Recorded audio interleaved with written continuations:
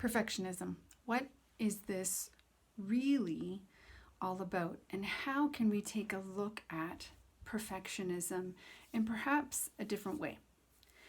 So if you happen to call yourself a perfectionist or know someone that you would also characterize as a perfectionist, we're talking about a quality, a trait, a characteristic, our personality.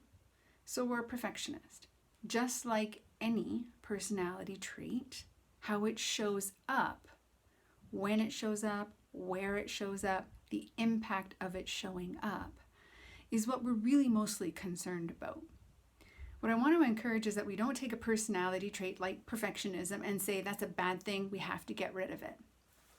What I want to encourage is that we can identify this is a characteristic of mine, and as a characteristic, it's got two edges. It's got a negative edge and it's got a positive edge, because every part of our personality has standard deviation.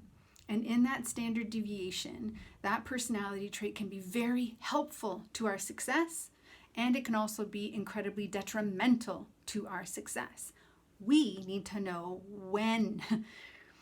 And part of the knowing when is being able to recognize what it feels like when we're on the negative edge of a trait of ours and when we're on the positive and helpful edge of that trait.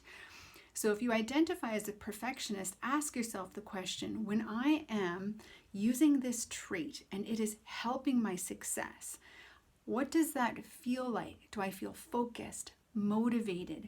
Do I feel pleasant, with energy? Then in all likelihood, that trait of yours is showing up in a very positive and helpful way. Now, the other side is asking, what does it feel like when this trait shows up and it's derailing my success? Do I feel disheartened, frustrated, agitated? Do I feel shame and blame?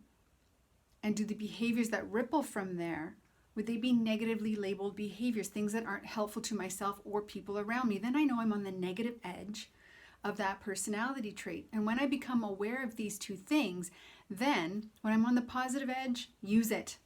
It's helping. When you're on the negative edge, identify and counterbalance with an emotional intelligence skill. Because we've emotionally recognized this trait is derailing me. Emotionally, it's derailing me, which means my intellect is shutting down because my emotions are driving. So learning to counterbalance with the emotional intelligence skill will make sure that those traits don't show up and influence in a negative way.